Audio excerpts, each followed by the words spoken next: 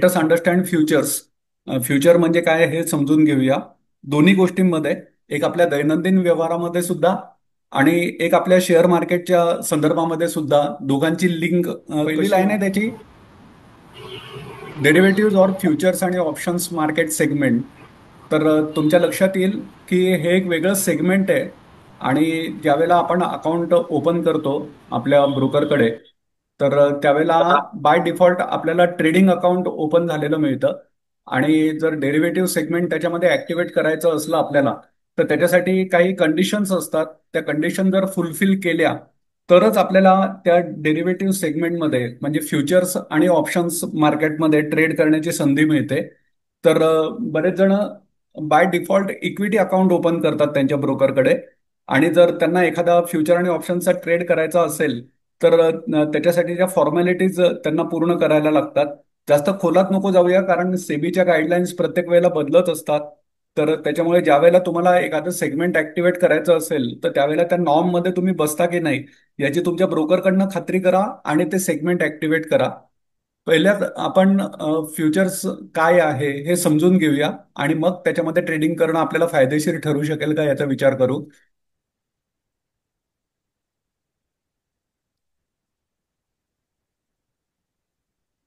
सुरुवात करतो त्याची डेफिनेशन पासून.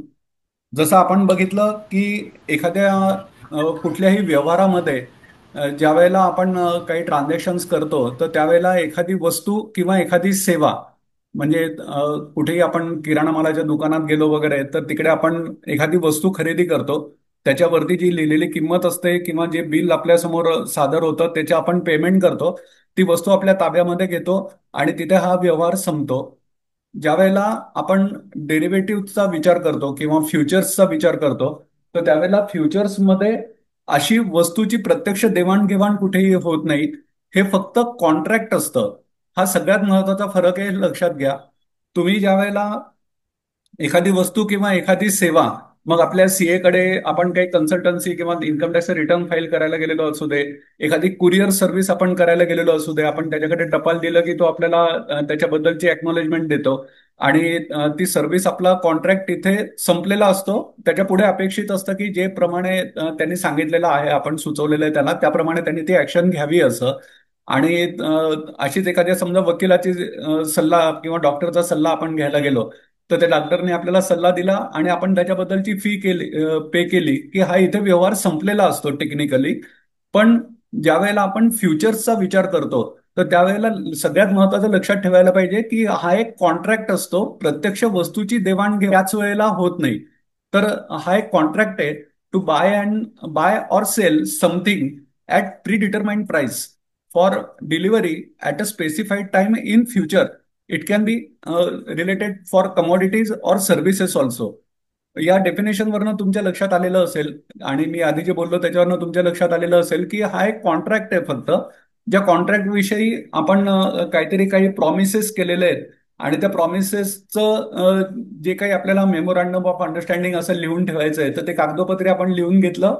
आणि त्याच्याबद्दलचे जे काही कागदोपत्री ते अस्तित्वात येण्यासाठी म्हणून जे काही फंड्स आपल्याला द्यायला लागतात तेवढे फंड्स आपण दिले आणि हा कॉन्ट्रॅक्ट अस्तित्वामध्ये आला.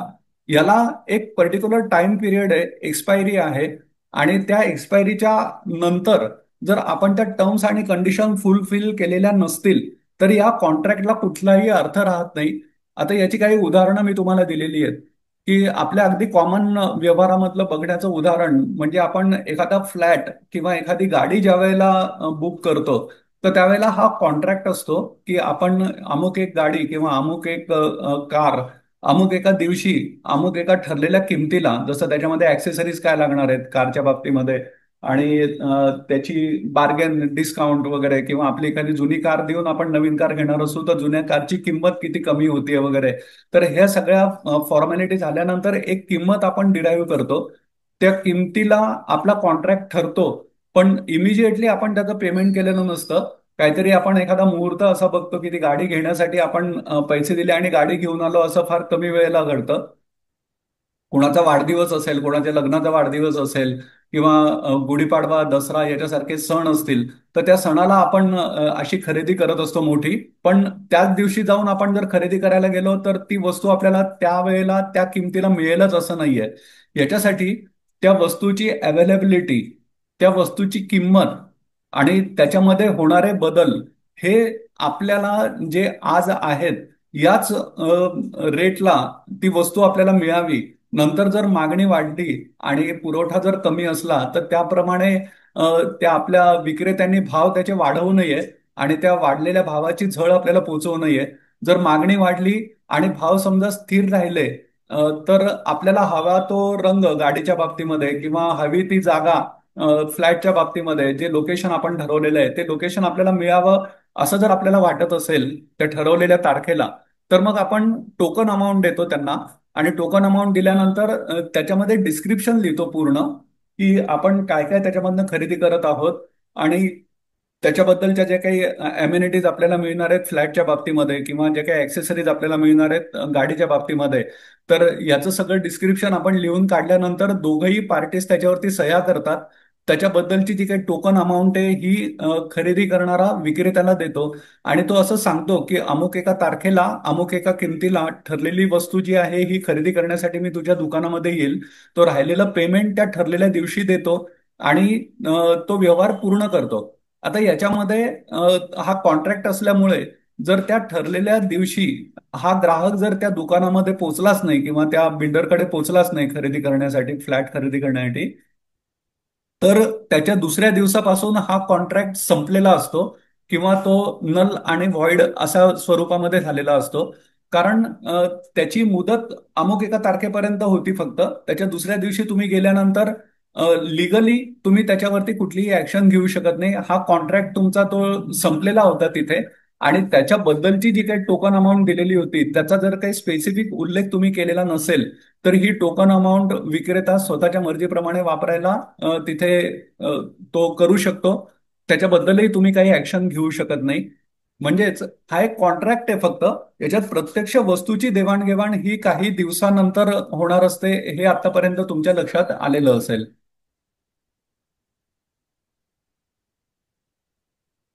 आता जनरली हे फ्युचरचे कॉन्ट्रॅक्ट कोण वापरतं अ, याची काही निरीक्षणं मी तुम्हाला सांगतो किंवा जे प्रत्यक्ष व्यवहारामध्ये आपल्याला घडताना दिसतं की काही कंपनीज असतात, companies for hedging their contract receipts.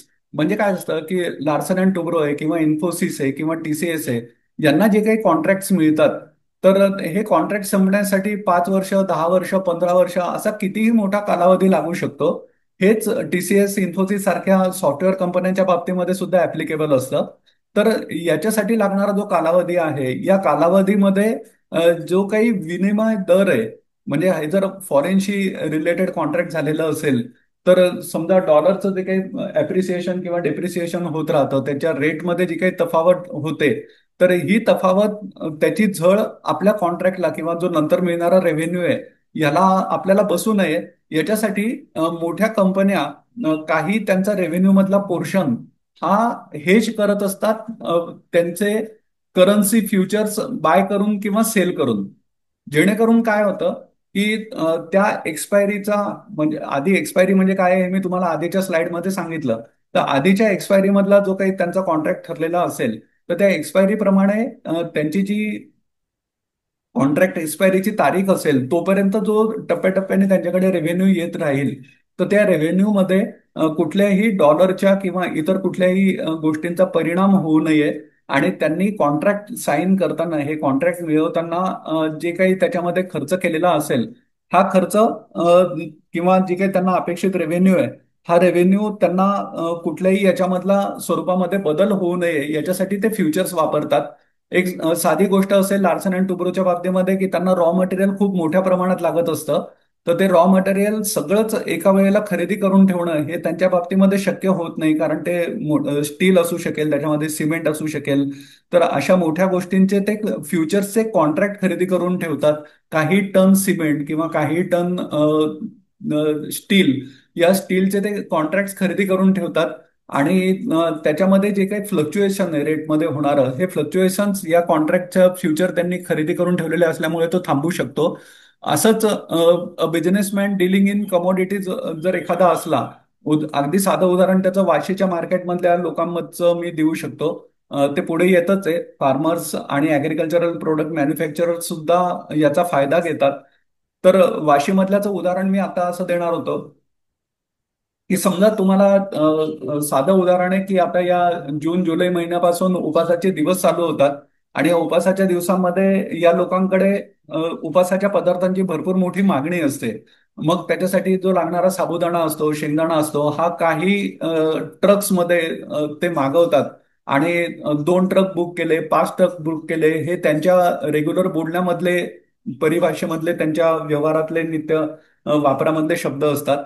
तर ज्या वेळेला हे 5 ट्रक साबुदाणा त्यांनी बुक केला, तर याचा अर्थ असा नाहीये की त्यांनी 5 ट्रक साबुदाण्याचे पूर्ण पेमेंट आजच्या आज करून ठेवलेले आहे. ते फक्त काही टोकन अमाऊंट देतात समोरच्या विक्रेत्याला आणि 5 ट्रक गाडी त्यांची बुक करून ठेवतात. त्याच्या डिलिव्हरीची तारीख ते वेगवेगळ्या तारखांना पण सांगू शकतात. जसं फॉर एक्झाम्पल 15 जूनला त्यांनी 1 ट्रक द्यावा, नंतर 1 जुलैला दुसरा ट्रक द्यावा, 15 जुलैला तिसरा ट्रक द्यावा आणि त्याच्याबद्दलची जी काही त्यांची कॉन्ट्रॅक्ट प्राइस आहे ही बयाणा रक्कम त्यांनी आधी दिलेली असते.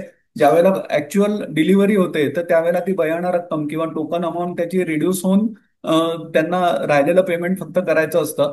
असंच एखाद्या शेतकऱ्याचं उदाहरण आणि विशेषतः खास करून आंबे उत्पादकांच्या बाबतीमध्ये मी हे नक्की सांगू शकतो, जे पटकन तुम्हाला समजू शकेल की कोकणामध्ये अनेकांच्या फळबागा असतात.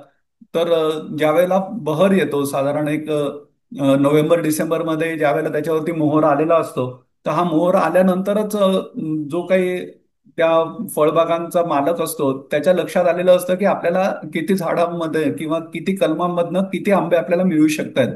तर मार्च एप्रिल मे या कुठल्याही महिन्याची वाट न बघता वाशी किंवा इतर त्यांचे जे काही कॉन्ट्रॅक्ट ठरलेले असतील, तर ही झाडं किंवा ही आंब्याची फळझाडं हे या लोकांना त्याच दिवशी म्हणजे साधारण जानेवारी फेब्रुवारीच्या याच्यामध्ये ज्या वेळेला मोहर आलेला असतो, तर त्या मोहरवरनं त्यांना लक्षात येतं की किती क्वांटिटी आपल्या आंब्याच्या पूर्ण झाडांमधनं किंवा आंब्याच्या फळबागांमधनं निघू शकते.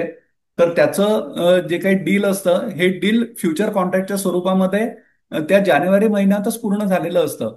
वाशीमधले अनेक जे आंब्याचे होलसेलर्स व्यापारी आहेत, हे व्यापारी त्या जानेवारी महिन्यामध्येच काही फळबागा घेऊन ठेवलेल्या असतात त्यांनी. आता ज्या वेळेला ऍक्च्युअल तो मोहर कन्वर्ट होतो फळबागांमध्ये, फळांमध्ये, तर त्यावेळेला फक्त त्यांचं काम असतं की प्रत्यक्ष तिथे जायचं, त्या झाडावरनं ती फळं उतरवायची, अ, ती ऍक्च्युअल फळं आणि जो काही आपला ठराव झालेला होता की अमुक एवढे फळं येऊ शकतील माझ्या फळबागेमध्ये, तर त्याच्यामधला जो काही राहिलेला डिफरन्स आहे तो द्यायचा किंवा घ्यायचा आणि हा कॉन्ट्रॅक्ट सेटल करायचा. असंच पुढचं उदाहरण आहे ऑइल मॅन्युफॅक्चरर आणि मार्केटिंग कंपनीचं. आज तुम्ही बघू शकता HPCL, BPCL या ज्या डिस्ट्रीब्युटिंग कंपन्या आहेत, यांना अनेक ट्रक्स माल लागत असतो दर दिवस, त्याचं कन्झम्पशन चाललेलं असतं किंवा ऑइल जिथे रॉ मटेरियल म्हणून वापरलं जातं, तर अशा लोकांना सुद्धा भरपूर अशा इंडस्ट्रीजना सुद्धा भरपूर प्रमाणामध्ये ऑइलचा साठा आपल्याकडे करून ठेवायला लागतो. तर हे ऑइल ज्या बॅरल्समधनं येतं, तर त्या बॅरलची ऍक्च्युअल डिलिव्हरी घ्यायची आणि त्याचं स्टोरेज ठेवायचं आणि त्याची निगा राखायची, हे सगळं खूप कष्टप्रद काम असतं. याच्याऐवजी ती लोक ऑइलचा कॉन्ट्रॅक्ट एक खरेदी करतात. त्याची एक्सपायरीची डेट, जसं मी तुम्हाला आधी सांगितलं की कार आपण खरेदी करणार असू तर एखादा पाडवा किंवा एखाद्याचा वाढदिवस ही आपण एक्सपायरीची डेट ठरवतो. तर तसं हा जर ऑइल मॅन्युफॅक्चरर किंवा ऑइल वापरणारा एखादी कंपनी असेल, तर त्या ऑइलचा साठा आपल्याला केव्हा आणि किती लागणार आहे, तर त्याचा भाव आजचाच फिक्स करून ठेवण्यासाठी ते हा कॉन्ट्रॅक्ट आधीच्या याच्यामध्ये आधीच्या तारखांमध्येच साईन करून ठेवतात, जेणेकरून ती तारीख ऍक्च्युअल प्रत्यक्ष आल्यानंतर त्यांना त्या रेटच्या फ्लक्च्युएशन पासून वाचता येतं.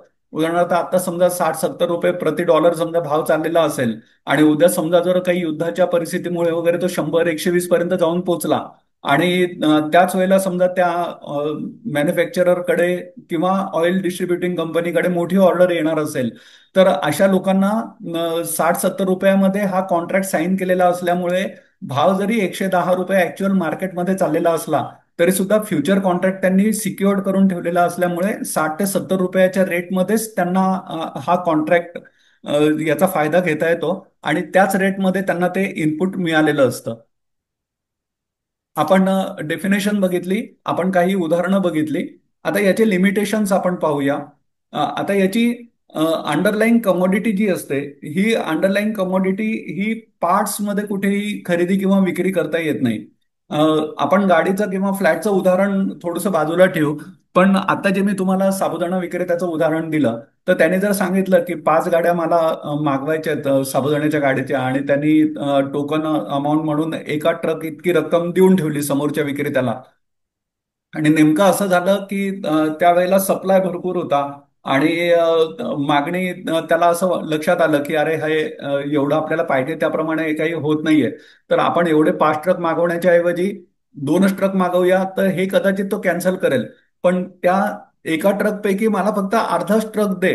तर ज्या वेळेला त्यांची लॉट साईज ही एका ट्रकची ठरलेली असते आणि ट्रकच्या पटीमध्ये त्यांनी बुकिंग करायचं ठरलेलं असतं, तर त्यावेळेला अर्धा ट्रकच मला माल पाहिजे हे ते करू शकत नाहीत.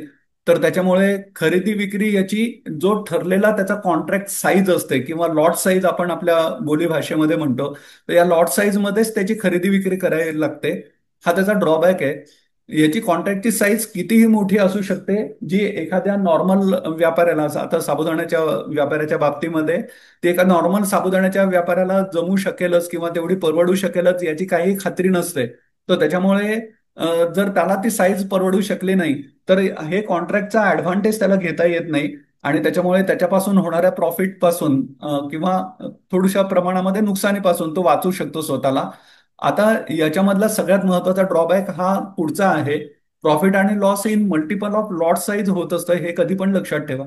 म्हणजे ज्या वेळेला एखाद्या ट्रकचं आपण उदाहरण घेतो आणि भाव त्याचे समजा पडायला लागले, किंवा आंब्याची समजा एखादी बाग एखाद्याने फिक्स करून ठेवलेली असली आणि काही वादळ आणि अमुक तमुक झाल्यामुळे त्या आंब्याचे भाव पडायला सुरुवात झाली, तर या वेळेला त्या फळबागांच्या किंवा त्या ट्रकच्या पटीमध्ये त्या व्यापाऱ्याचं नुकसान होत असतं. आणि आपल्या शेअर मार्केटच्या बाबतीमध्ये जर बोलायचं झालं, तर निफ्टीची कॉन्ट्रॅक्ट साईज ही 75ची ठरलेली आहे समजा. तर जेही काही त्याच्यामध्ये प्रमाण असतं, तर हे 75च्या पटीमध्ये तुम्हाला नफा किंवा नुकसान होणार आहे हे लक्षात ठेवायचं. आपल्याला मध्ये ब्रेक करून, म्हणजे मला असं वाटतंय की मार्केट आता पडेल, पण मला एखादा निफ्टी खरेदी करावा असं वाटतंय. फॉर एक्झाम्पल आता 24,800 निफ्टी चाललेला आहे, आणि मला असं वाटतंय की तो जास्तीत जास्त 24,750 येईल. तर मला 24,800 म्हणजे 800ला पण खरेदी करावीशी वाटते आणि 750ला पण खरेदी करावीशी वाटते. तर मी असं करतो की मी 2 तुकड्यामध्ये निफ्टी खरेदी करतो. म्हणजे आता मी 75च्या ऐवजी 25 आता सुरुवातीला घेतो, आणि 50 मग मी 24,750 आल्यानंतर घेतो. तर याची परवानगी नाहीये तुम्हाला. तुम्हाला आत्ताच जर कॉन्ट्रॅक्ट करायचा असला तर तो 75 मध्येच करायला लागतो. 75च्या पटीमध्येच तुम्ही एकदा सौदा केला की त्या पटीमध्ये तुमचं नफा आणि नुकसान व्हायला सुरुवात होते. जर 10 पॉईंट निफ्टी वरती गेला, तर याचा अर्थ तुम्हाला 10 गुणिले 75चा लॉट म्हणजे 750 रुपये नफा झालेला आहे. आणि व्हायस वर्सा जर ते खाली आलं तर प्रपोर्शनेट तुमचं नुकसान तेवढं झालेलं आहे. आता याच्यामध्ये दुसरा अजून एक ड्रॉबॅक असा आहे की एकदा हा कॉन्ट्रॅक्ट ठरला, म्हणजे जसं मी आधी मोठी उदाहरणं दिली, लार्सन अँड टुब्रो असू दे किंवा ऑइल कंपन्या असू दे, तर यांनी एकदा तो कॉन्ट्रॅक्ट ठरवला, किंवा इन्फोसिस किंवा टीसीएस वाल्यांनी आपलं डॉलरचं म्हणजे कन्व्हर्जन होऊ नये, म्हणजे डॉलरच्या व्हेरिएशनचा आपल्या कॉन्ट्रॅक्टवरती काही परिणाम होऊ नये, त्याच्या रेव्हेन्यूवरती काही परिणाम होऊ नये, याच्यासाठी डॉलरचे फ्युचर जर समजा त्यांनी ब्लॉक करून ठेवलेले असतील, तर त्याच्यामध्ये समजा जर काही फायदेशीर ठरतो. पण यांनी आपला फ्युचर आधीच ब्लॉक करून ठेवलेला असल्यामुळे त्यांना त्या प्राइस व्हेरिएशनचा फायदा घेता येत नाही. जसं लार्सन अँड टुब्रोनी समजा काही स्टीलच्या अनेक टन त्यांनी बुक करून ठेवलेले असतील फ्युचर्समध्ये. बुक कसे करायचे हे मी तुम्हाला फ्लॅटच्या उदाहरणावरनं सांगितलं, सो एक साधा अंदाज येण्यासाठी म्हणून. तर तसं जर त्यांनी केलेलं असेल, आणि उद्या समजा स्टीलच्या किमती काही कारणांनी घसरायला लागल्या, तर एल अँड टीला त्या घसरणाऱ्या किमतींचा फायदा घेता येऊ शकत नाही. हा फायदा ज्यांनी तुम्हाला तो कॉन्ट्रॅक्ट विकलेला आहे याच्याकडे आपोआप जातो. त्याच्यानंतर त्याची एक्सपायरी डेट, त्याच्या पुढचा ड्रॉबॅक आहे की एक्सपायरी डेट हा त्याच्यामधला एक मोठा अडथळा असतो. की एखाद्याला समजा डिलिव्हरी त्यांनी घेतली, म्हणजे ठरवलेलं आहे की अमुक तारखेला डिलिव्हरी घ्यायची त्याची, आणि त्याला जर समजा आधी गरज लागली त्याची, तर आधी गरज लागली किंवा त्याला ते काही दिवसांनंतर हवं असेल, तर याचं पुन्हा निगोशिएशन त्यांना करायला लागतात. ठरलेल्या तारखांना त्यांना डिलिव्हरी घेणं हे कंपल्सरी असतं. जर ते घेऊ शकले नाही तर तो कॉन्ट्रॅक्ट हा तिथे व्हॉइड ठरू शकतो, किंवा त्यांना मग परत त्या करंट रेटनुसार त्याच्याशी निगोशिएट करायला लागतात. तर हा त्याच्यामधला अजून एक ड्रॉबॅक आहे. आणि त्याच्यामध्ये मार्क टू मार्केट किंवा मार्जिन्स आपल्याला पे करायला लागतात. हे आपल्या स्टॉक मार्केटच्या बाबतीमध्ये या दोन्ही गोष्टी मी समजावून सांगू शकतो, की आपल्या निफ्टीची जी एक्सपायरी ठरलेली आहे किंवा स्टॉक फ्युचरची एक्सपायरी ठरलेली आहे, ही दर महिन्याचा शेवटचा गुरुवार ही एक्सपायरी ठरलेली आहे. बँक निफ्टी फ्युचर असू दे, मिड कॅप निफ्टी फ्युचर असू दे, किंवा निफ्टी फ्युचर असू दे, किंवा स्टॉकचे फ्युचर्स असू दे, याची एक्सपायरी दर महिन्याच्या शेवटच्या गुरुवारी होणार आहे. हे ठरलेलं आहे, म्हणजे सेबीने हे ठरवलेलं आहे. नॅशनल स्टॉक एक्सचेंजच्या बाबतीमध्ये ही एक्सपायरी आपण गृहीत धरून त्याप्रमाणे कॉन्ट्रॅक्ट करायचे असतात. आता एखाद्या जो काही आता सेबीने नियम लावलेला आहे की एक्सपायरी समजा आत्ताच्या गुरुवारी आहे, तर त्याच्या आधीच्या गुरुवारपासून याच्या आधीच्या गुरुवारपासून तुम्हाला त्याचे मार्जिन वाढायला सुरुवात होते. म्हणजे जी काही टोकन अमाऊंट मी तुम्हाला याच्या आधी फ्लॅट किंवा गाडी बुकिंग करतानाच सांगितलं उदाहरण, तर त्या टोकन अमाऊंटला मार्जिन मनी असं म्हणतात. तर ती मार्जिन मनी आपल्याला आपल्या फ्युचरच्या कॉन्ट्रॅक्टमध्ये सुद्धा द्यायला लागते. त्या मार्जिन मनीला टोकन अमाऊंट किंवा बयाना रक्कम असं आपण म्हणू शकतो आपल्या बोलीभाषेमध्ये समजून घेण्यासाठी. तर ही रक्कम दिल्यानंतर ज्याप्रमाणे शेवटचा गुरुवार त्याच्या आधीच्या गुरुवारपासून समजा 20% रक्कम ठरलेली असेल स्टॉक फ्युचरच्या बाबतीमध्ये, तर एक्सचेंज त्याच्यामध्ये दर दिवसाला 10% अशी ऍडिशन करायला सुरुवात करतं. आणि अगदी शेवटच्या दिवशी पूर्ण म्हणजे शेवटच्या गुरुवारी ज्याचं जे मार्जिन असतं हे मार्जिन 100% पर्यंत पोहोचलेलं असतं. म्हणजे एखाद्या शेअरचा किंवा कंपनीचा कॉन्ट्रॅक्ट समजा 5 लाख रुपयाचा असेल आणि त्याचं मार्जिन या शेवटच्या गुरुवारच्या आधीच्या गुरुवारच्या आधी साधारण 20%च्या आजूबाजूचं असेल. लक्षात येत आहे ना, आधीच्या गुरुवारच्या आधी म्हणजे एक्सपायरी होण्याच्या आधीचा जो गुरुवार असतो तिथपासून मार्जिन वाढायला सुरुवात होते. त्याच्या आधीपर्यंत म्हणजे जेव्हापासून कॉन्ट्रॅक्ट सुरू झाले तेव्हापासून ते शेवटच्या गुरुवारच्या आधीच्या 7 दिवसापर्यंत त्याचं कॉन्ट्रॅक्ट हे 20% असतं मार्जिन आपलं. तर ते मार्जिन नंतर वाढायला सुरुवात होते. दर दिवशी 10-10% असं ते मार्जिन वाढत जातं. आणि हे मार्जिन वाढत गेल्यामुळे ज्याला एखाद्याला अगदी शेवटपर्यंतचा फायदा घ्यायचा असेल तर त्याला ते ऍडिशनल मार्जिन आपल्याला पे करायला लागतं. आणि मार्क टू मार्केट ही तर प्रोव्हिजन स्वतःला सेफगार्ड करण्यासाठी आणि जो समोरचा खरेदी करणारा किंवा विक्री करणारा आहे त्याला त्याचे इंटरेस्ट सेफगार्ड करण्यासाठी म्हणून एक्सचेंजने ठरवलेला नियम आहे की समजा तुम्ही निफ्टी फ्युचर खरेदी केला किंवा एखाद्या स्टॉकचा फ्युचर फॉर एक्झाम्पल इन्फोसिसचा फ्युचर तुम्ही खरेदी केला आणि त्या शेअरचा भाव समजा पडायला लागला किंवा निफ्टी जर पडायला लागला, तर त्या दिवसाची जी क्लोजिंग प्राइस असते ही स्पॉट ची क्लोजिंग प्राइस धरली जाते, फ्युचर्स मार्केटची नाही.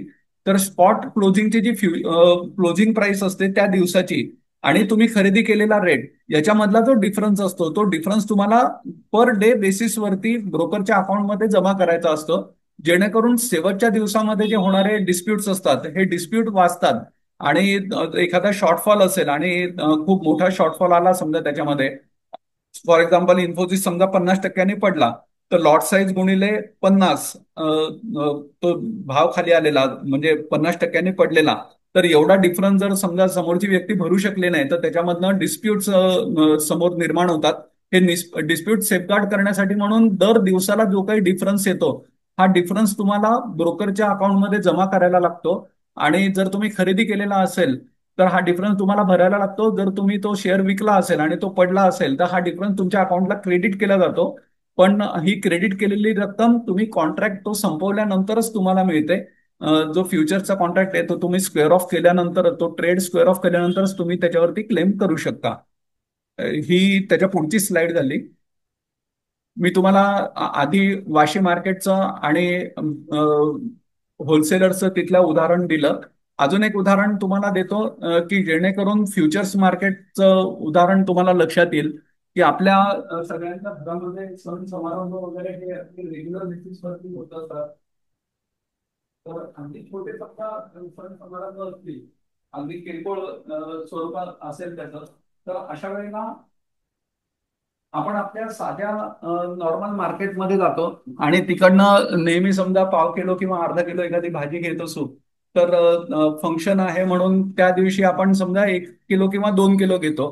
पण त्याच्यापेक्षा जास्त जर मोठा फंक्शन असेल, एखादं लग्न कार्य असेल किंवा कोणाच्या घरामध्ये मुंज असेल आणि ती घरगुती स्वरूपात करायची असं त्यांनी घरीच ठरवलेलं असेल, तर अशा वेळेला तुम्हाला फार मोठ्या क्वांटिटीमध्ये ते भाजीची खरेदी करायला लागते.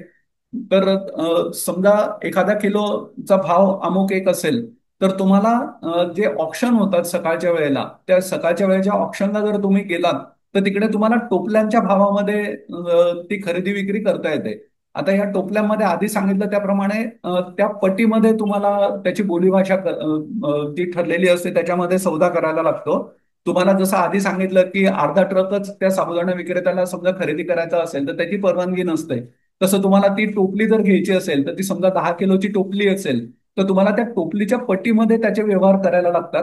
तुम्हाला जर असं वाटत असेल की रेट तर चांगला आहे, खूप अट्रॅक्टिव्ह होलसेल रेट तुम्हाला मिळतोय, पण त्याच्या टोपली इतका मला फक्त ती भाजी किंवा जे काही फळ फळावळ असेल तर ते मिळावं असं याची परवानगी नसते. तुम्हाला कंपल्सरी त्या टोपलीच्या पट्टीमध्ये ते कॉन्ट्रॅक्ट करायला लागतात.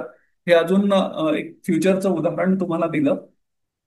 आता येऊया आपल्या आवडत्या विषयाकडे, की हे तर झालं ठीक आहे, ब्रॉडर लेवलवरती आपण समजून घेतलं की फ्युचर आहे आणि त्याचा वापर कुठे कुठे कोण करू शकतं किंवा कसा होतो. आता हे जर आपल्या समजा स्टॉक मार्केट आणि त्याच्यामधनं होतात, तर ते परिणाम आपल्याला फेवरेबल होतील, हे कसं करता येईल? तर याचं उदाहरण घेण्यासाठी म्हणून मी तुमच्या समोर हा ठीक आहे. हो दिसतो. हा मी एक स्क्रीनशॉट घेतलेला आहे. हा निफ्टीच्या अंडरलाईन ऍसेटचा आहे. तुम्ही इथे बघू शकताय, माझा कर्सर इथे आहे शेवटी. तर तिथे निफ्टी 50 22,000. स्क्रीन ठीक आहे.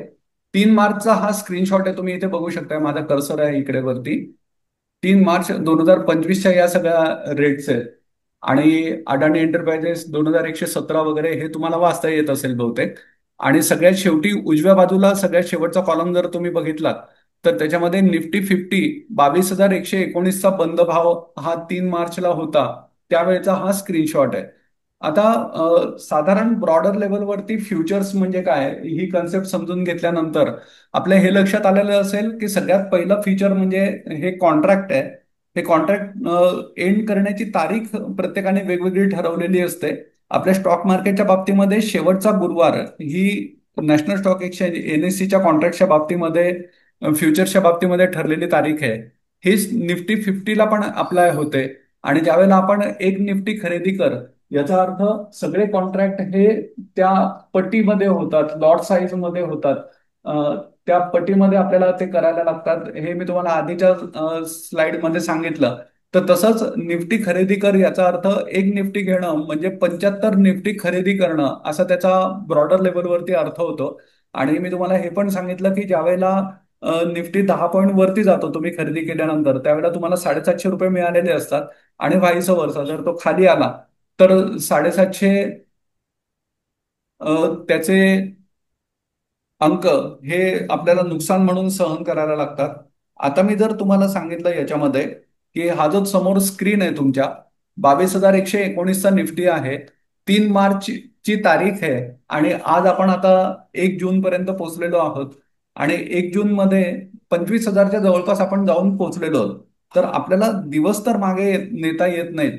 पण आताचा जो प्रोग्रेस आपण या 2 महिन्यामध्ये बघितला, मार्च एप्रिल आणि मे 3 महिन्यामध्ये बघितला, तर या 3 महिन्यानंतर तुम्हाला कॉन्फिडन्स आलेला असेल की निफ्टी 22,000 जाऊन सुद्धा आज 25,000 पर्यंत तो आलेला आहे. म्हणजे ही ग्रोथ साधारण 10%ची तुम्हाला बघायला मिळाली.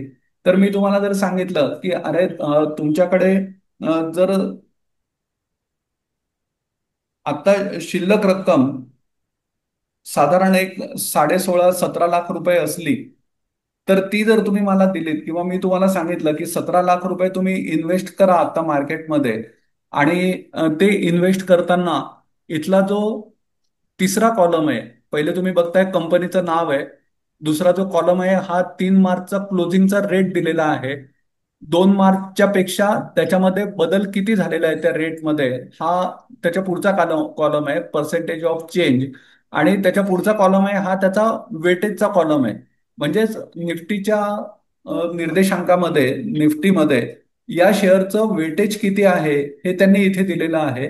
तर जर एखाद्याकडे 17 लाख रुपये जमा असले तर त्यांनी जर त्या 17 लाखापैकी 0.6% रक्कम ही अडाणी एंटरप्राइजेस खरेदी केले, 0.8% अडाणी पोर्ट्स खरेदी केले, अपोलो हॉस्पिटल 0.6% खरेदी केले, 1% एशियन पेंट खरेदी केले. 17 लाखाचा 1% म्हणजे साधारण 1,70,000 रुपये होतात. तर 1,70,000 रुपयाचे एशियन पेंट त्यांनी खरेदी केले. साधारण 2.8% वेटेज ऍक्सिस बँकला आहे. तर एवढे 3%च्या जवळपासची रक्कम म्हणजे साधारण एक 4 ते 4.5 लाख रुपये त्यांनी ऍक्सिस बँक खरेदी केले. तर याप्रमाणे जर त्यांनी सगळे शेअर्स खरेदी केले आणि 22,000, तर 22,000 हा निफ्टी असताना जर त्यांनी या प्रमाणामध्ये 17 लाख रुपये खरेदी केलेले असले तर आज 25,000 आलेले असताना त्याला डेफिनेटली 10 ते 11%च्या आजूबाजूचे रिटर्न्स हे 3 महिन्यामध्ये मिळालेले असतील. म्हणजे दर महिन्याला 3% एवढं त्याचा रेट ऑफ रिटर्न मिळालेला आहे. तर ज्या वेळेला आपण 17 लाख रुपये या सगळ्या स्टॉक्समध्ये यांनी दिलेल्या अलोकेशन प्रमाणे आज आता निफ्टी 25,000 आलेला असताना आपल्याला कळू शकतंय की अरे हे एवढं खरेदी करणं धोकादायक नव्हतं. सगळे इंडेक्स हेवीवेट स्टॉक आहेत आणि त्यांचं अलोकेशन प्रमाणे आपण खर्च त्याच्यामध्ये इन्व्हेस्ट करतोय. म्हणजेच ज्या वेळेला निफ्टी वाढणार आहे याचा अर्थ, दुसरा अर्थ याचा अगदी पक्का असा आहे की डेफिनेटली निफ्टी वाढल्यानंतर त्यांचे अंडरलाईंग ऍसेट वाढणार आहेत. आणि अंडरलाईंग ऍसेट वाढल्यामुळे मला निफ्टीमध्ये किंवा जी मी 16.5 लाख रुपये या सगळ्या निफ्टीच्या अंडरलाईंग 50 शेअरवरती अलोकेट केलेली रक्कम आहे. तर याच्यामध्ये मला कुठेही नुकसान होणार नाहीये. याच्याबद्दल जर आपल्याला कॉन्फिडन्स असला, याच्याबद्दल जर आपल्याला पूर्ण आत्मविश्वास असला, तर मग आपण दुसरा विचार असा करू शकतो किंवा मी तुम्हाला दुसरा पर्याय असा सांगू शकतो की जर हे 16.5 लाख रुपये तुम्ही मार्केटमध्ये इन्व्हेस्ट करायला तयार आहात आणि हे शेअर्स तुम्हाला दिसत आहेत की अरे यांचा परफॉर्मन्स खूप चांगला आहे, तर मी त्याचं डिस्क्रिप्शन तुम्हाला इथे समोर लिहून दाखवलेलं आहे की या स्लाइडमध्ये निफ्टी 22,000च्या जवळ आहे 3 मार्च 2025ला. जर 16.5 लाख रुपये तुमच्याकडे कॅपिटल असेल आणि तुम्ही एक्झॅक्ट त्यांच्या वेटेज पर्सेंटेज प्रमाणे जर अलोकेट केलं, फॉर एक्झाम्पल मी आधी तुम्हाला दुसरी उदाहरणं दिली. रिलायन्सला 7.8% वेटेज आहे. तर या वेटेज प्रमाणे जर तुम्ही 1,28,000 रुपयाचे रिलायन्स घेतले तर तुमच्याकडे येणारी क्वांटिटी किंवा 12.7% वेटेज हे एचडीएफसी बँकेला आहे. तर त्याच्यामुळे 2,09,000 रुपये जर तुम्ही एचडीएफसी बँकेला अलोकेट केलेत तर त्या 1,702 रुपये त्या चाललेल्या रेट प्रमाणे तुमच्याकडे 123 एचडीएफसी बँक येतील. असे जर तुम्ही अलोकेट केलेत तर तुमच्याकडे एक्झॅक्ट निफ्टीचे अंडरलाईंग ऍसेट 22,000च्या निफ्टीच्या लेवलला तयार होतील. आणि हे जर समजा तुम्हाला इंडिव्हिज्युअल करायचं नसलं, जसं आपण एशियन पेंटला घाबरतो की अरे बाकीचं मार्केट वरती जातं आणि एशियन पेंट खालती येतो, पण कलेक्टिव्हली तुम्हाला असा रिझल्ट बघायला मिळतो की त्याच्यामध्ये तो रेट वाढलेला दिसू शकतो सगळ्या तुमच्या पोर्टफोलिओचा, कारण बाकीचे स्टॉक सगळे वाढलेले असतात. याच्याऐवजी इंडिव्हिज्युअल स्टॉक घेण्याच्या ऐवजी मी जर तुम्हाला सांगितलं की या सगळ्याचं सार मिळून तुमच्याकडे, म्हणजे मी नेहमी मारुतीची उपमा देतो त्याला, की तुम्हाला कुठली मुळी याच्यामधली उपयोगी आहे. त्या रामायणामध्ये लक्ष्मण मूर्छित पडलेला असताना त्याला एक मुळी आणायला पाठवलं आणि त्याला त्या डोंगरावरती गेल्यानंतर आठवलं नाही की कुठली मुळी आणि ती संजीवनी मुळी कशी शोधायची ते. तर त्यांनी अख्खा पर्वत तो उचलून आणला आणि त्या पर्वतावरची मुळी सकट तो पर्वत आल्यामुळे त्याच्यामध्ये सगळेच तुम्हाला झाडं, जी काही औषधी होती ती सगळी बघायला मिळाली. तर सेम उदाहरण जर आपण आपल्या निफ्टीच्या बाबतीमध्ये लावलं की कुठला स्टॉक खरेदी करायचा हे आपल्याला माहिती नाहीये, तर निफ्टीचे अंडरलाईन ऍसेट आपण त्या त्या अलोकेशन प्रमाणे खरेदी केले. याच्याऐवजी सगळ्यांचा मिळून जो डोंगर आहे त्याला नाव दिलेलं आहे निफ्टी 20. आणि हा निफ्टी 20 तुम्हाला सेम त्याचं इक्वेशन देतो. तर त्यावेळेला म्हणजे 22,000 निफ्टी असताना 3 मार्च या दिवशी 248 रुपये त्याचा भाव चाललेला होता. तर 16.5 लाख रुपये जर तुम्ही त्यावेळेला इन्व्हेस्ट केले असते तर तुम्हाला 6,653 युनिट किंवा 6,653 क्वांटिटी त्याची खरेदी करायला मिळाली असती. आणि ही 6653 रुपये म्हणजे तेवढी क्वांटिटी तुम्ही जर खरेदी केली असती तर तुम्ही बघा 12 मे ची ही दुसरी स्लाइड आहे. तर 12 मे 2025ला इथे उजव्या कोपऱ्यामध्ये खालच्या बाजूला तुम्ही बघू शकता 24,924 पर्यंत निफ्टी आलेला होता. आणि सगळे रेट जर तुम्ही त्यावेळेला कम्पेअर केले तर हे सगळे रेट तुम्हाला प्रपोर्शनेटली वाढलेले दिसतील. त्यांचं वेटेज सेम आहे. पर्सेंटेज ऑफ चेंज जर बघितलं, आता त्या दिवशी अडाणी एंटरप्राइजेस 7% वाढला, अडाणी पोर्ट 4% वाढला. पण या दिवशी जर हे एवढे वाढले असतील फक्त 12 मेला, तर याचा अर्थ असा नाही की आधी दुसरे स्टॉक वाढले असतील, या दिवशी हे स्टॉक वाढले. पण असं करत करत निफ्टी 22,000चा 25,000 पर्यंत जाऊन पोहोचला. आणि हे जर तुम्ही कॅल्क्युलेट केलं, इथे पुढच्या स्लाइडमध्ये मी ते डिस्क्रिप्टिव्ह लिहिलेलं आहे की इथे निफ्टी कव्हर झाला तुमचा 22,000 वरनं 24,924 पर्यंत. रिलायन्स इथे रेट दाखवतोय 1436चा, किंवा एचडीएफसी बँक आता रिकव्हर झाला 1957 पर्यंत. म्हणजेच जी रक्कम तुम्ही 16.5 लाख रुपये इन्व्हेस्ट केलेली होती, ती 3 महिन्यामध्ये तुमची 18,69,000 पर्यंत जाऊन पोहोचलेली आहे. म्हणजेच रिटर्न ऑन इन्व्हेस्टमेंट हे साधारण 13% झालेलं आहे. आणि निफ्टी 20 जो 248 रुपये मी तुम्हाला आधीच्या स्लाइडमध्ये दाखवलेला होता, हा निफ्टी 20 जर 6,653 एवढी क्वांटिटी तुम्ही खरेदी केली असती, सेम 16.5 लाख रुपयाची, की ज्याच्यामध्ये निफ्टीचे अंडरलाईंग ऍसेट पूर्ण कव्हर झाले, तर त्याचा रेट हा 3 महिन्यामध्ये झालेला आहे 279 रुपये. म्हणजेच तुम्हाला 31 रुपये वरती, म्हणजे 12.5% वरती तो वाढलेला दिसतोय. आता 12.5% तो का एवढा वाढलेला दिसतोय, की त्याच्यामध्ये थोडा ट्रॅकिंग एरर असतो. 99.99% याच्यामध्ये अॅक्युरसी असते, पण एक जो छोटासा ट्रॅकिंग रेट, कारण तो शेवटी ईटीएफ आहे, म्युच्युअल फंड आहे, त्यांचे नॉमिनल चार्जेस असतात. तर त्या चार्जेससाठी आपण अर्धा टक्का जरी सोडून दिला, तर इंडिव्हिज्युअल आपण स्टॉक खरेदी करण्याच्या ऐवजी फक्त निफ्टी 20 खरेदी करून ठेवले, तर तुम्हाला सेम रिझल्ट ऑलमोस्ट बघायला मिळू शकतात. हे या स्लाइडवरनं तुम्हाला कळू शकतं. आता मी तुम्हाला याच्या पुढचं एक अजून सोय कशी मी केलेली आहे तुमच्यासाठी हे सांगतो. की 16.5 लाख रुपये एखाद्याकडे तयार नाहीयेत, पण त्याची ताकद आहे की तो जर खूपच गरज पडली, अगदी त्याच्या गळ्याशी जर आलं समजा प्रकरण, तर तो 16.5 लाख रुपये आरामात उभे करू शकतोय. मग मी तुम्हाला अशी ऑफर देतो त्याच्यामध्ये, जो आपण आधीच्या स्लाइडमध्ये बघितलं होतं किंवा आधीच्या भागामध्ये बघितलेलं होतं, की तुम्हाला फ्युचर्सचे कॉन्ट्रॅक्ट कधी पण बयाणात देऊन, म्हणजे तो कॉन्ट्रॅक्ट असल्यामुळे टोकन अमाऊंट मध्ये ते व्यवहार होतात आणि ते मोठ्या साईजचे असतात, असं मी तुम्हाला आधी सांगितलं. त्याच्या आधी उदाहरण देताना असंही सांगितलं की नॉर्मल आपण जे व्यवहार करतो, की एखादी वस्तू किंवा सेवा खरेदी करण्यासाठी आपण पैसे देतो आणि ती वस्तू किंवा सेवा खरेदी करतो, तिथे हा व्यवहार संपलेला असतो. कॉन्ट्रॅक्टचं असं नसतं. फ्युचर कॉन्ट्रॅक्टमध्ये तुम्हाला फक्त टोकन अमाऊंट द्यायची असते. पूर्ण कॉन्ट्रॅक्ट व्हॅल्यू जी तुमची ठरलेली असेल, त्याची तारीख, त्याची रक्कम, त्याच्यामध्ये मिळणाऱ्या काही सोयी सुविधा किंवा जो काही माल असेल त्याचं डिस्क्रिप्शन, तर हे सगळं झाल्यानंतर जी तुमची तारीख ठरलेली असेल, तर त्या तारखेला जी काही त्याची रक्कम द्यायची तुमची ठरलेली असेल, त्या त्या रकमेच्या काही सर्टन पर्सेंटेज रक्कम एवढी फक्त तुम्हाला टोकन अमाऊंट, मार्जिन मनी किंवा बयाणा रक्कम, हे तिन्ही पॅरलल शब्द आहेत. तर ही रक्कम तुम्हाला जमा करायची असते. आणि हा कॉन्ट्रॅक्ट किंवा ती तेवढी ट्रकची रक्कम किंवा तेवढे ते पिंप किंवा तेवढे ते स्टीलचे कॉन्ट्रॅक्ट, हे सगळे तुमचे झालेले असतात आधीच्या उदाहरणांप्रमाणे. तर असंच जर मी तुम्हाला निफ्टीच्या बाबतीमध्ये आपल्या सेबीने किंवा आपल्या स्टॉक एक्सचेंजनी सोय करून ठेवलेली आहे, असं जर तुम्हाला सांगितलं, तर मग तुम्ही फ्युचर्स पासून जास्त घाबरायला नको. मी तुम्हाला असं जर सांगितलं की तुमची ताकद असेल, सगळ्यात महत्वाचं ताकद आहे. कारण मी तुम्हाला उदाहरण देताना सांगितलं की आपल्याकडे एखादं छोटं जर फंक्शन असेल, तर आपण किरकोळ अर्धा किलो 1 किलो भाजी फक्त नॉर्मल बाजारामध्ये जाऊन घेऊन येतो. मोठं फंक्शन असेल तरच मग आपण वाशी मार्केट सारखे जे तिथे टोपल्यांचे व्यवहार होतात टोपल्यांच्या पट्टीमध्ये, किंवा एखादा व्यापारी व्यापार करतो तो ट्रकच्या पट्टीमध्ये, किंवा एखाद्या कंपन्या कॉन्ट्रॅक्ट करतात ते एखाद्या बॅरलच्या पट्टीमध्ये किंवा डॉलर फ्युचरच्या पट्टीमध्ये. तर तसं जर पट्टीमध्ये करण्याची ताकद तुमची असेल, तर तुम्ही पूर्ण पैसे इन्व्हेस्ट करण्याची गरज नसते. जसं एक फ्लॅट आहे समजा, तुम्हाला तो खरेदी करायचा आहे, तर तो तुम्हाला फक्त तुम्ही टोकन अमाऊंट दिली आणि असं ठरवलं की 6 महिने, म्हणजे आता आजपासून समजा दिवाळीच्या आजूबाजूला तुम्ही त्याचं पोझिशन घेणार आणि त्यावेळेला पूर्ण रक्कम देणार, असं जर तुमचा ठराव झालेला असेल, तर तुम्हाला आज पूर्ण रक्कम देण्याची गरज नसते. तुम्ही टोकन अमाऊंट दिलं तरी सुद्धा तो फ्लॅट तुमचा झालेला असतो. असाच हा जो फ्लॅट आहे निफ्टी रुपी, तर हा निफ्टी रुपी फ्लॅट तुमचा करण्यासाठी तुम्हाला फक्त एक मार्जिन रक्कम द्यायला लागते. फक्त एवढे फ्लॅट खरेदी करणं हे आपली अफोर्डेबल आणि ही आपली गरज आहे का हे प्रत्येकाने लक्षात ठेवावं.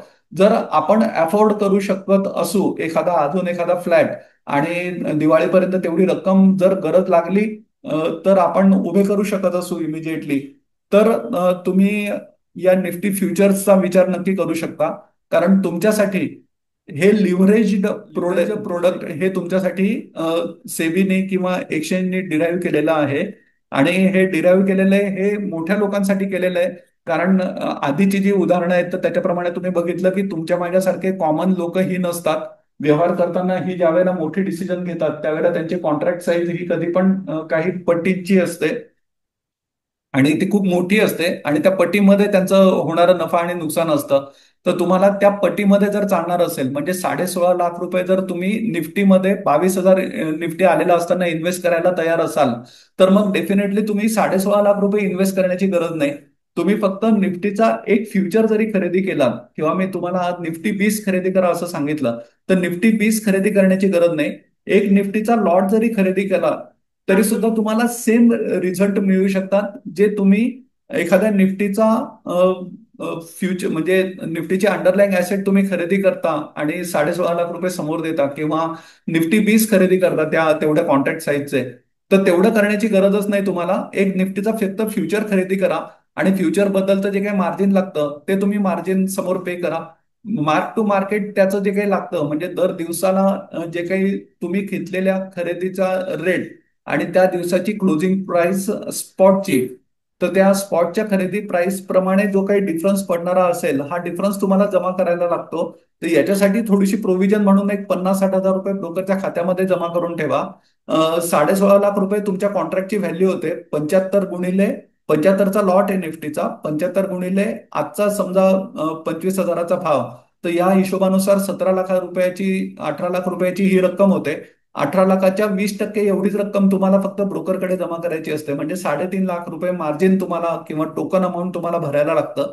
त्याच्यावरती 50-60 हजार रुपये जर तुम्ही जमा केलेत तर ॲज गुड ॲज निफ्टी तुम्ही खरेदी केला आणि त्या निफ्टीचे जे काही आता तुम्हाला मी रिझल्ट दाखवले की 13% तुम्हाला 3 महिन्यामध्ये मिळाले, तर एवढे रिटर्न्स तुम्हाला डेफिनेटली मिळू शकतात एका फ्युचरमधनं पूर्ण पैसे इन्व्हेस्ट न करता. आणि हे जे वाचलेले पैसे आहेत म्हणजे 16.5 लाख त्यावेळेला तुम्ही इन्व्हेस्ट केले असते, तर 3.5 लाख रुपये तुम्हाला त्या कॉन्ट्रॅक्ट मी करून दिला की एवढं 16.5 लाख रुपये तुम्ही भरण्याची गरज नाही, तुम्ही एक निफ्टीचा फ्युचर घ्या. It is as good as तुम्ही निफ्टीचे अंडरलाईंग ऍसेट सगळे त्या त्या रेशोमध्ये खरेदी केले आणि हा निफ्टीचा लॉट तुम्ही खरेदी केल्यानंतर जी रक्कम उरली 13 लाख रुपये फॉर एक्झाम्पल, तर ही 13 लाख रुपये तुम्ही बँकेमध्ये ठेवली तर त्याच्यावरती जे 3 महिन्याचं व्याज आहे नॉमिनल का असे ना, पण ते रक्कम तुम्हाला ती ऍडिशनल बोनस म्हणून मिळालेली असते. आता हेच मी तुम्हाला या पुढच्या स्लाइडमध्ये दाखवलेलं आहे की निफ्टीच्या मार्जिनला साधारण 3 लाख रुपये रक्कम लागते. ही बॅलन्स रक्कम तुम्ही तुमच्या बँकेच्या खात्यामध्ये ठेवू शकता. या निफ्टीच्या कॉन्ट्रॅक्टचे फायदे तुम्ही लक्षात घ्या की ज्या वेळेला तुम्ही एवढे 50 स्टॉक किंवा निफ्टी 20 हे खरेदी करता तर त्यावेळेला तुम्हाला त्याचं डिलिव्हरी ब्रोकरेज लागतं खरेदी करताना आणि विकताना. जे डिलिव्हरी ब्रोकरेज लागतं तर तुम्हाला निफ्टीचा फ्युचर जर खरेदी केला तर तुम्हाला ट्रेडिंगचं ब्रोकरेज लागतं. म्हणजे अगदी ते नॉमिनल असतं. सगळ्या लोकांकडे झिरोदा किंवा एंजल ब्रोकिंगचे झिरो ब्रोकरेज प्लॅटफॉर्म आहेत ते नसतात. आणि त्याची डिलिव्हरी तुम्हाला पुन्हा विकताना इंडिव्हिज्युअल स्टॉकची विकायला गेलात तर डीमॅटचे चार्जेस असतात. तर हे चार्जेस तुम्हाला कुठेही देण्याची गरज नसते. तुम्ही फक्त एक कॉन्ट्रॅक्ट घ्यायचा आणि एक कॉन्ट्रॅक्ट विकायचा एवढं फक्त ट्रान्झॅक्शन करायचं असतं. याच्यामध्ये कुठेही तुम्हाला लॉंग टर्म आणि short term capital gain tax लागत नाही. कारण फ्युचर आणि ऑप्शनचे जे कॉन्ट्रॅक्ट असतात हे कॉन्ट्रॅक्ट बिझनेस इन्कम म्हणून धरले जातात. तर त्याच्यामुळे एखाद्या बिझनेस इन्कम मध्ये जे काही एक्सपेंडिचर आपण क्लेम करू शकतो नफा तोटा पत्रकामध्ये, printing and stationery, labour, consultation charges वगैरे हे सगळे खर्च तुम्ही तुमच्या नफ्यामधनं वजा करू शकता आणि तुमचं बिझनेस इन्कम दाखवता येतं त्याच्यासाठी. तर हे ऍडव्हान्टेजेस आहेत की पूर्ण रक्कम न देता तुमचा तो निफ्टीचा जो ट्रक आहे हा ट्रक तुमचा स्वतःचा होतो. आधी सांगितलं त्याप्रमाणे अर्धा ट्रक तुम्हाला घेता येत नाही. म्हणजे 24,800ला तुम्ही 25 निफ्टी खरेदी केले आणि उरलेला जो म्हणजे 75चा लॉट आहे त्याच्यापैकी 25 तुम्ही 24,800 असताना खरेदी केले आणि 24,750ला म्हटलात की मी उरलेले 50 खरेदी करतो. तर त्याची परवानगी नाहीये. तुम्हाला लॉट साईज मध्येच त्याचं ट्रेडिंग करायला लागतं. आता त्याच्या पुढचं उदाहरण लक्षात घ्या, जे कम्पॅरेटिव्ह टेबल मी तुम्हाला दिलेलं आहे, की इथे जे तुम्हाला निफ्टी 20चे होल्डिंग दिसत आहेत, हे तुम्ही स्क्रीनशॉट काढून याचा ठेवू शकता. तर आधीच्या ज्या मी तुम्हाला स्लाइड्स दाखवलेल्या होत्या, तर याच्यामध्ये जे काही वेटेज आहे, उदाहरणार्थ इथे तुम्ही एचडीएफसी बँकेचं वेटेज बघा, 12.5% वेटेज, इथे 12.7% वेटेज याला निफ्टीमध्ये आहे एचडीएफसी बँकेला. आणि तेच वेटेज 13.30% हे निफ्टी 20 मध्ये दिलेलं आहे. म्हणजे मायन्यूट अगदी नॉमिनल फरक आहे फक्त. आणि सेम प्रपोर्शन मध्ये तुमच्याकडे निफ्टीचे अंडरलाईंग ऍसेट येतात. तर हे निफ्टी 20चे होल्डिंग आहेत. जसे मी तुम्हाला निफ्टीचे अंडरलाईंग ऍसेट इथे दाखवले, तर जवळपास पर्सेंटेज अगदी पॉइंट काहीच्या फरकाने त्याच्यामध्ये फरक पडलेला आहे. पण अदरवाईज हे निफ्टीचे 50 स्टॉक सगळे तुमचे निफ्टी 20 मध्ये कव्हर होतात. तर त्याच्यामुळे एखाद्याकडे जर समजा 8 लाख रुपये आहेत, तर त्यांनी निफ्टीमध्ये ट्रेड जर त्याला करायचा असला, तर तो अर्धा निफ्टी घेऊ शकतो, म्हणजेच तो निफ्टी 20 खरेदी करू शकतो. आता निफ्टी 20 मध्ये तुम्ही ट्रेडिंग करू शकता का? तर डेफिनेटली तुम्ही ट्रेडिंग करू शकता. कारण एखाद्या स्टॉक प्रमाणे, म्हणजे समजा मार्केट आज 100 पॉईंट निफ्टी वरती उघडला उद्या उघडताना, आणि तुम्हाला जर असं वाटलं की आज निफ्टी 300 पॉईंट खाली बंद होऊ शकतो, तर त्याच्यामुळे तुम्ही निफ्टी शॉर्ट न करता निफ्टी 20चे समजा 75चा लॉट निफ्टीचा आहे, तर त्याच्याऐवजी अफोर्डेबल म्हणून तुम्ही समजा 35 किंवा 100 निफ्टी विकलेत, किंवा अगदी 1000 निफ्टी 20 विकले, तर ते 1000 निफ्टी 20 जर मार्केट खरोखर खाली आलं, तर एक्झॅक्ट प्रपोर्शन मध्ये निफ्टी 20 खाली पडलेलं आहे हे तुम्हाला दिसेल. आणि व्हाईस वर्सा, जसं आता शुक्रवारी झालेलं होतं, की निफ्टी समजा एखाद्या दिवशी 300-400 पॉईंट खाली असतो, आणि तो नंतर रिकवर होतो, आणि एंड ऑफ डे तो जवळपास एक फक्त 50-60 पॉईंट निगेटिव्ह पर्यंत राहतो. तर अशा वेळेला ज्यांना निफ्टी खरेदी करणं शक्य नसतं, कारण निफ्टीचे कॉस्टिंग तुम्ही बघितली, 18 लाख रुपयाच्या जवळपास त्याला कॅपिटल लागतं. रफली त्याचं मार्जिन जाऊ दे किती ठेवायचं ते, पण आपण कन्सेप्ट अशी धरून चाललेलो आहोत की तुमचे ट्रकची एखादी खरेदी करण्याची तेवढी अफोर्डेबिलिटी आहे, तरच तुम्ही या निफ्टीच्या व्यवहारामध्ये पडावं.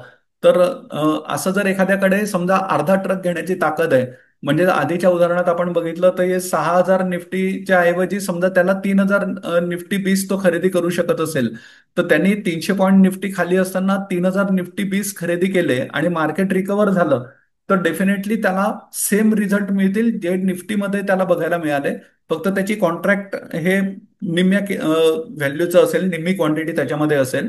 हे निफ्टी 20चे पूर्ण होल्डिंग आहेत. आधीची ही स्लाइड आणि त्याची कंटिन्युइंग स्लाइड ही त्याच्या पुढची सेम वेटेज आहे. हार्डली एक मायन्यूट काही पर्सेंटेजचा त्याच्यामध्ये फरक आहे. तुम्ही याचा स्क्रीनशॉट काढून ठेवू शकता आणि नंतर कम्पेअर करू शकता प्रत्यक्ष स्लाइड बरोबर. हे त्याच्या पुढचं कंटिन्युइंग आहे उदाहरण, की या निफ्टी 20 मध्ये हायएस्ट वेटेज हे 13.30% निफ्टीचं आहे, आणि मग त्याच्यानंतर 9% वेटेज आयसीआयसीआय बँकेचं, रिलायन्सचं 8.5%चं, इन्फोसिसचं समजा मी 5%. शेवटच्या दिवसापर्यंत काहीच केलं नाही, तर मला त्याची डिलिव्हरी येते का? ते स्क्वेअर ऑफ येऊन फक्त म्हणजे स्टॉकच्या पैशाचा व्यवहार स्टॉकच्या त्याच्यामध्ये पूर्ण होतो? तुम्हाला सांगितलं, स्टॉकच्या बाबतीमध्ये त्याची डिलिव्हरी येते कंपल्सरी. स्टॉकच्या बाबतीमध्ये निफ्टी फ्युचरमध्ये तो शेवटच्या दिवशी स्पॉटचा जो भाव असेल त्या प्रमाणामध्ये तो ऑटोमॅटिक स्क्वेअर ऑफ होतो, आणि त्याचा जो डिफरन्स असतो तो तुम्हाला क्रेडिट किंवा डेबिट केला जातो. स्टॉक फ्युचरच्या हा. बाबतीमध्ये तुम्हाला पूर्ण पैसे जमा करायला लागतात. जर तुम्ही स्टॉक फ्युचर शॉर्ट केलेला असला आणि तुमच्याकडे डिलिव्हरी नसेल, तर ती ऑप्शन हा. डिलिव्हरी ऑप्शन मार्केटमधनं दुसऱ्या दिवशी खरेदी केली जाते. आणि म्हणजे आता या गुरुवारी एक्सपायरी झाली मेच्या कॉन्ट्रॅक्टची, तर तुम्ही जर शॉर्ट केलेला असेल एखादा स्टॉकचा फ्युचर, आणि तो तुम्ही डिलिव्हरी त्याची देऊ शकला नाहीत, आणि तो कॉन्ट्रॅक्टही तुम्ही झिरो केला नाही, तर तो ओपन पोझिशन तुमची राहिली सेलची, तर ती ऑप्शन मार्केटमधनं शुक्रवारी खरेदी केले जातात आणि ते समोरच्याला दिले जातात त्याची फिजिकल डिलिव्हरी. त्या दोघांमधला डिफरन्स प्लस ऑप्शनच्या पेनल्टीज या तुमच्याकडनं ब्रोकर आणि एक्सचेंज वसूल करतं. Okay, okay. अजून काही?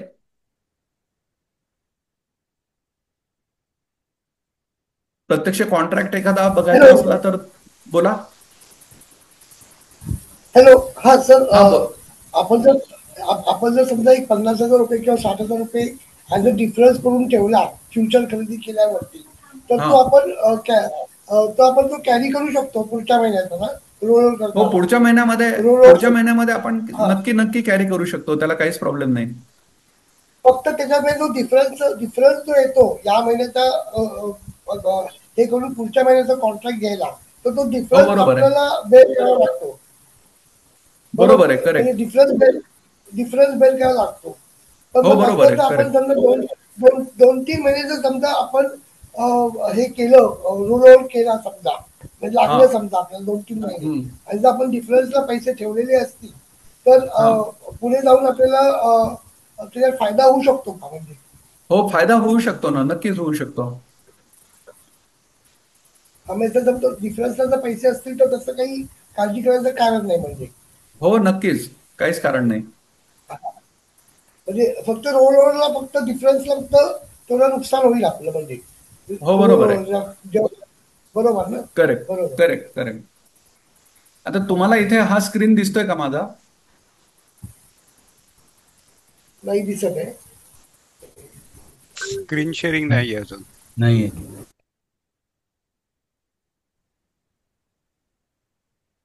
आता दिसतोय?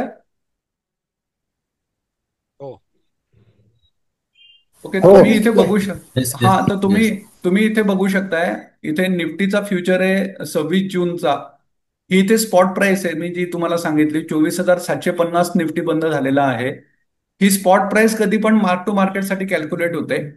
आणि हा निफ्टी फ्युचर आहे जूनचा. तर समजा 24,750 आता चाललेला आहे, आणि 24,871 हा फ्युचर आहे. त्याच्या पुढचा जो फ्युचर आहे, समजा तुमचा आता आजची एक्सपायरी तारीख आहे समजा, आणि तुम्हाला जो अपेक्षित भाव आहे 25,200 ला समजा तुम्ही विकणार आहात असं ठरवलं, आणि हा भाव आलेलाच नसेल, तर तुम्हाला हा सौदा तुम्ही विकू शकता 26 जूनचा. आणि 31 जुलैच्या तुम्ही रोल मध्ये खरेदी करू शकता. फक्त याच्यामध्ये 100-125 पॉईंटचा प्रीमियम तुम्हाला द्यायला लागतो, एक्स्ट्रा पैसे. आणि तुमचा हा contract N number of days तुम्ही कॅरी करून ठेवू शकता. असंच तुम्हाला कुठल्याही स्टॉकच्या बाबतीमध्ये पण करता येतं. उदाहरणार्थ, मी जे आधी सिमेंस तुम्हाला सांगितलेलं होतं, तर तुम्ही सिमेंसचे पण इथे बघू शकता. सिमेंसचे फ्युचरही पुढच्या 3 महिन्याचे आज अवेलेबल असतात. आधीच्या चालू महिन्याचा आहे हा 3302 आहे.